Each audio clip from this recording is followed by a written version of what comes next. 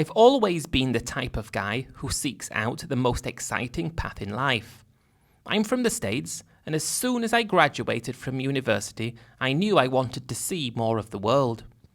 I didn't want to go down the same path that my parents had and that my friends seemed to be going down. I wanted to do something fun and a bit different.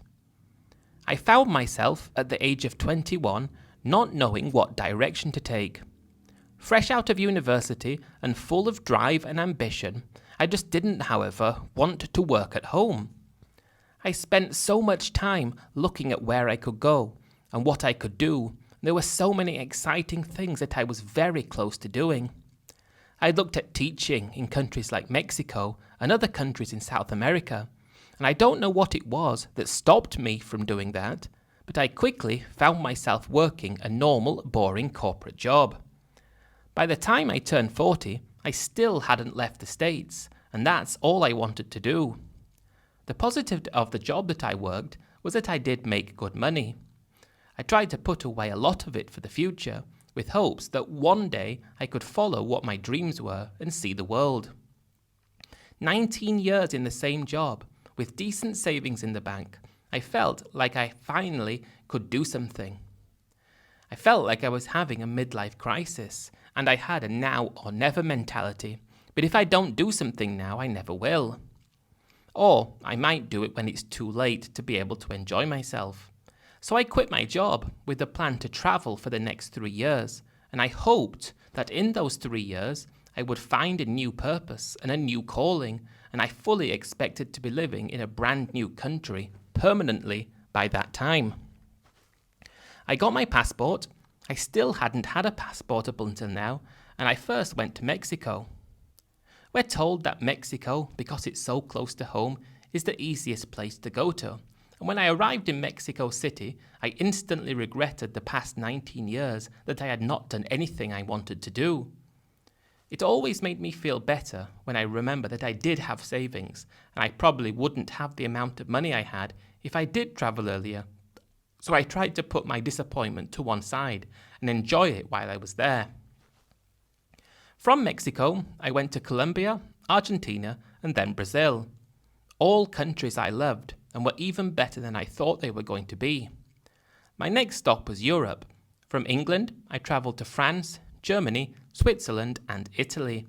And while I had a great time there, I preferred the time I had in South America.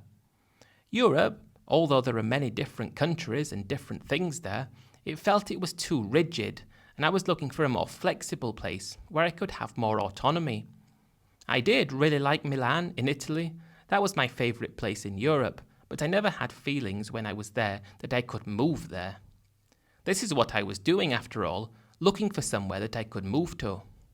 Colombia I did add to my list, but next I was due to go to Asia. I had a lot of countries lined up. I went to India, then Sri Lanka, Japan, South Korea, Thailand, Cambodia, and Vietnam. And then the next country I was going to visit was the Philippines.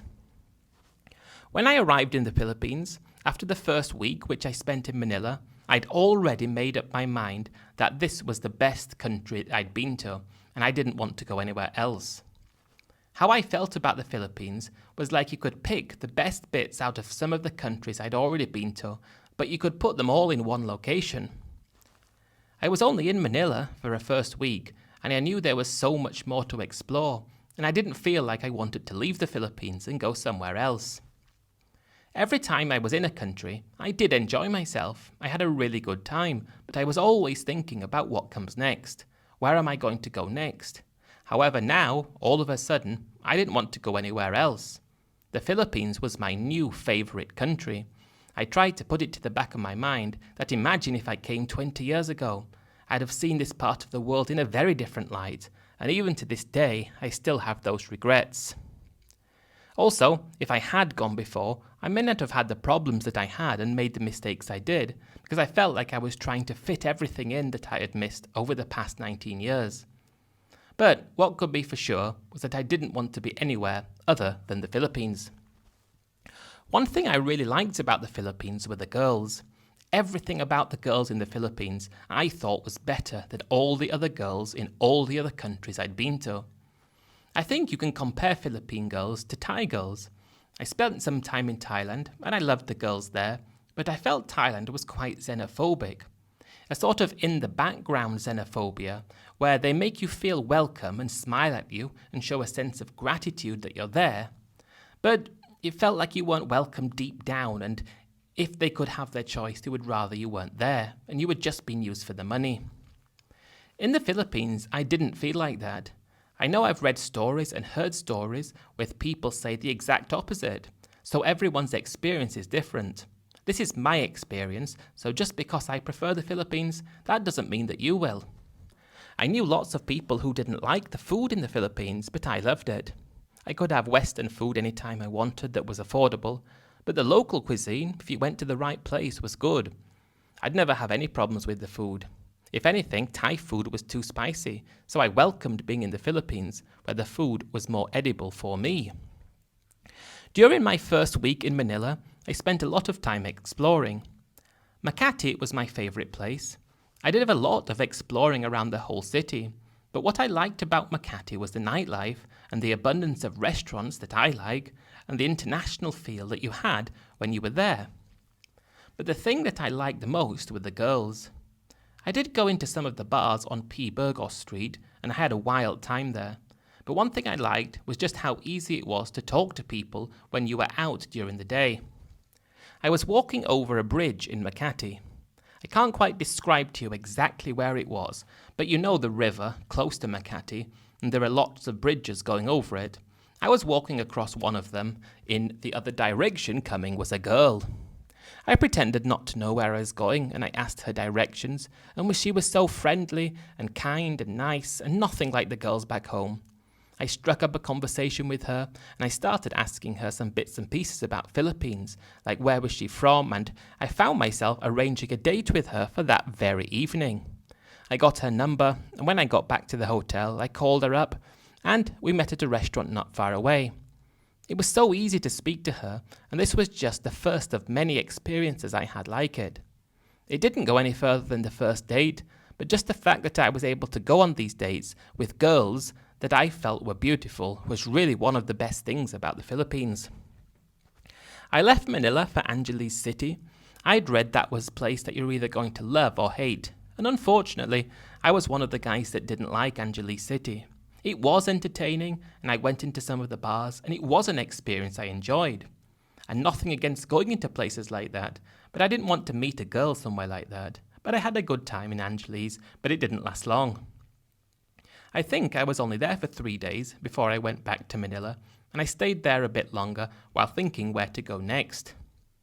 Usually at this point in a country, I'm thinking which other country to go to, but all I'm thinking now is which other part of the Philippines to go. I looked at my options, and the only options that came up that didn't require flying was Batangas, a few hours south. I didn't know much about it, but I thought it looks like it's by the sea, so I expected there to be some nice beaches there. So I got on the bus and went down there and checked into a hotel that I'd booked, but it didn't seem too very touristy. When I asked in the hotel where the beaches were, they said they were a very long way away, so I only spent 2 nights there, and I thought I want to fly somewhere instead. Back to Manila again, another few nights in Manila, and then a flight to Cebu. This is the point I start to realize that the Philippines only gets better. Cebu was not as busy as Manila, but it was still a busy city. It still had everything you would want there, and it was close in proximity to beaches. My first time on a beach in the Philippines was remarkable. Out of everywhere I'd been, I had not seen such a stunning beach as this one. But only the beach was good. The water was good as well. It was crystal clear, and I could see myself getting very used to beers on the beach. I didn't book in Cebu for a few days, but what I did do is I extended my time because my entry stamp expired, so I had to extend that, and then I ended up staying in Cebu even longer. During my time, I'd been going on dates with girls, and I find it so easy just to talk to girls on the street, and they will talk back to you, and then you can ask them all these kinds of things. I would never have the courage to do that at home, and if I did, I don't think I'd have any success. But here I was, going on dates with so many girls, some of which went further than others. but I'd already decided the Philippines is where I wanted to be. It was in Cebu that I met Kristen. She was from there, but from one of the villages a long way from the city. She said she worked at a cafe when we met. I just met her walking in the park and struck up a conversation and asked her if she wanted to go out, and then things went very quickly from there. What was my financial position? I thought I had a solid footing to be able to stay in the Philippines for long enough that I could eventually find something to do to make money. I had $200,000 or thereabouts at this point, and I thought this would last long enough to be able to find some work, maybe online work. I wasn't too concerned about my financial situation. I didn't go out every single day drinking. If I went to the bars, it would be an occasional thing, but most of the time I was just exploring and trying to learn more about the country. I was planning to go to Australia as part of my trip, but I completely gave up on that idea and realized that there's nowhere else I should be going apart from learning more about the Philippines. There are many places in the Philippines that I'd still yet to explore. I was casually dating Kristen for a month, and occasionally I would go and see her at the cafe where she worked, and we'd go to the beach together, and then I'd spend more time with her, and I was getting on with her. She was 29, so 11 years younger than me, and the more time we spent together, the more interested she became in me. I knew I wanted to go look somewhere else other than Cebu, and I asked her if she would like to join me. Bohol was somewhere I wanted to visit, and if Kristen could go with me, that would make the trip all the better. We weren't living together yet. Usually she came round to my place. I went round to her place once, but it was very basic, and it didn't even have AC, and I would struggle to stay somewhere like that. She told me that she had to work and couldn't really take any time off, but when she told me she was only earning the equivalent of $200 a month, I told her, why don't you just quit and come with me? If things don't work out between us, I'll give you $200 a month until you can find a new job. Well, not more than 3 months, whichever one comes first. She said she would think about it, but she called me that evening saying she'd love to go to Bohol with me. It was only a short ferry ride to go from Cebu to Bohol, but the difference between the two places was quite stark. Cebu was a lot more developed, and there was a lot more going on there. Bohol was more relaxed and peaceful, and I found myself getting quite stuck. I knew if I wanted to live in the Philippines, I would have to live somewhere. I mean, have roots in a particular location. I couldn't travel around all the time to all these places. I could visit places when I wanted to, but I needed a home base. The problem I was finding was I liked everywhere I was going. I could see myself living in Makati and Manila. I could see myself living in Cebu. And now I could see myself in Bohol. What added to the trip was that I was with Kristen, and I felt like we were getting closer with each other, and it was a good trip. That was the longest time we'd ever spent together, and it felt like it could progress into something more than we currently had. After 2 weeks in Bohol, as much as I liked it, I had to cross it off the list of places I wanted to live. I wanted it to be somewhat similar to this, but with a bit of a bigger city. Be able to buy more things and have more things around me. So that's why Cebu had to be right at the top of my list. When we got back to Cebu, we went to my place, and she kind of just moved in. We'd never talked about her moving in, it kind of just happened, and now I had a girlfriend who was living full-time with me. At this point, I decided where I wanted to live, and as much as it might be embarrassing to say, I had fallen in love with Kristen. To get to this point, I'd probably spent $35,000 on my world trip, and I had $200,000 left. Knowing how much I could spend to stay in the Philippines, I knew this could last more than 10 years, but I didn't want to do that. I wanted to invest the money, maybe have a small business, and make the Philippines my new home. I thought I could always do remote work if things didn't go according to plan, but I wanted to reserve that for later down the line. I wanted to be out in the Philippines, not stuck behind a computer, and if I could change anything about my life, that would be the thing I would change. I would have overlooked the fact that you had to work US hours, and I'd have looked more at online work. That's what I'd have done, but at the time, all I could think about doing was something that would connect me more to the Philippines.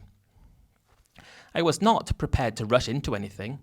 I wasn't going to just do the first thing that came across the table, and I decided that I'm going to spend a year not doing anything and thinking about what I really wanted to do. That should give me enough time with Kristen to see if I actually want to be with her, and it should give me enough time to learn more about the Philippines and come up with some kind of strategy to be able to stay there. Over the course of that year, me and Kristen got a lot closer. I loved having her in my company, and she seemed to like being with me. I'd been to visit her family on 2 or 3 occasions, but their living conditions were not good. I was really shocked to see the conditions that they lived in, but the location was the most beautiful I'd seen. Everywhere seems to be the most beautiful place I'd seen when you're talking about the Philippines. The natural beauty is some of the best you'll see in the world. However, the human-made infrastructure may be lacking if you compare it to some of the other countries I've travelled to, but I think the natural beauty far outweighs the negatives of the dilapidating infrastructure. But aside from visiting her family, we went to a few other locations in the Philippines, and after the year, I knew I wanted to be with Kristen, and I asked her to marry me. The idea behind this was fourfold. Firstly, I loved her, and I wanted to stay with her forever. Secondly, it would be a great visa option for me to be able to live permanently in the Philippines. Thirdly, I would have a Filipina partner who I could do business with and who knew things about the country that I didn't know. And fourthly, I would feel like I had a deeper connection to the Philippines, and any ideas that still lingered in my mind of going somewhere else were firmly pushed to one side. We had a great wedding ceremony. We did it in a place in Cebu City, and all her family came, and I even had some of my family come as well. This was a big thing for me. I'd never been married before, and I wanted to do it right. After the wedding, we went to Boracay. That was my first time there, and it was amazing. We spent a brilliant week there, and it's still a week that I consider to be one of the best weeks I've had. But after that week, we went back to Cebu, to the place I was still renting. Over the course of the year, I'd been thinking about what I really wanted to do. I'd come up with so many ideas, and I thought, because I'd given it such a long time and a lot of thought, I wouldn't make any mistakes. Eventually, we decided we wanted to open a bar and restaurant close to the beach in Cebu. When we decided that this is what we wanted to do, we began looking for locations that we could rent. Again, we weren't rushing into anything, but we did find somewhere a month later that seemed perfect. It looked like it had once served as a restaurant, so we wouldn't need to do much to it, and it would be made to be perfect. Then I needed to know about a business structure. Would I need any kind of permit to work there? Or should I just do everything in my wife's name? And I could just be there in the background. My visa, because I was now married, was being processed, and I got it not long after. But after doing lots of research into forming a company, I decided it would be easier to do everything in my wife's name, and I would just be in the background. It will be the least stressful way, and we wouldn't need to worry about doing all the things that people do when they start actual companies. We rented the location that we found in my wife's name, and I spent about $25,000 making it the perfect restaurant/bar. The location was good, and there were other restaurants and bars in the same location that were frequented by tourists. During the time when the restaurant was being renovated, we found a chef and some other people to work there. They were all employed by my wife, and when we opened, when all was said and done, I had spent about $50,000, but we were now ready to go and start making some proper money. The day we opened, we were busy. We put the information out to lots of people that we knew that we were opening, so the first day was good. But it did quieten down after that, and we did have a trickle of people coming into the restaurant and bar, but it wasn't as busy as we were hoping it was going to be, and it wasn't even covering costs. I did give it time.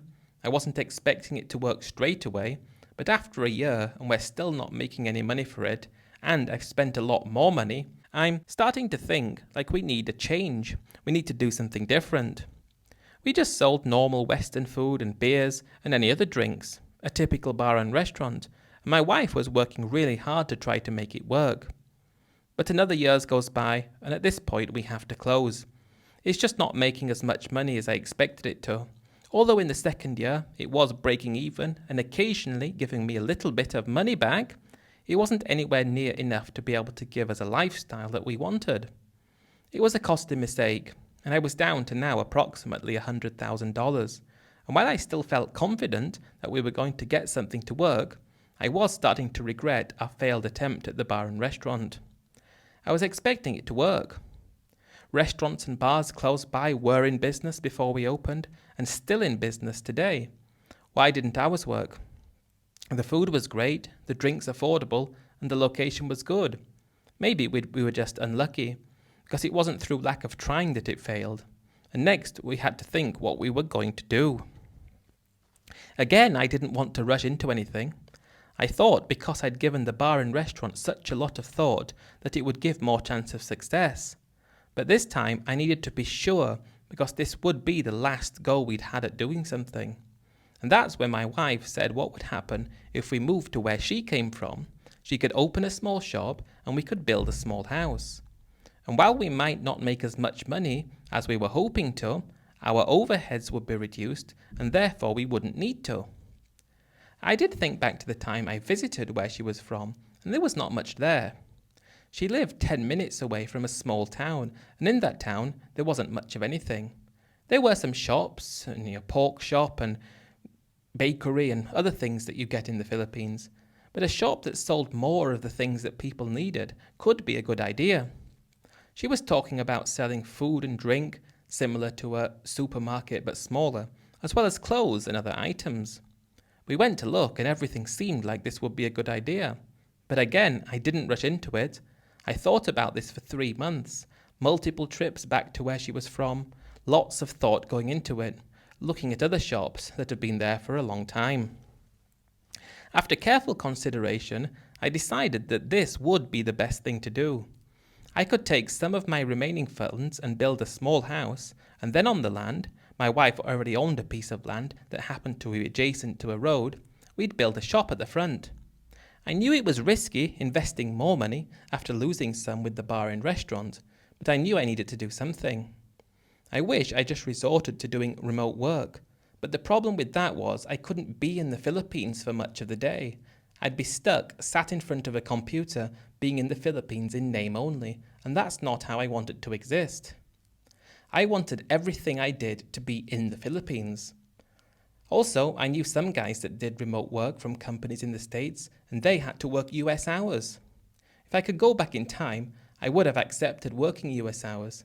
But the thought of having to do that at the time was something that wasn't appealing.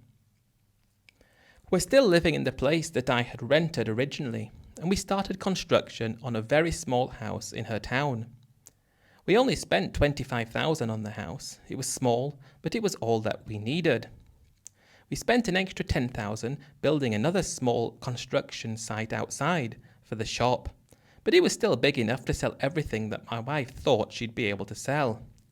About 6 weeks of going back and forth between where we lived and the house we were building, things were already complete.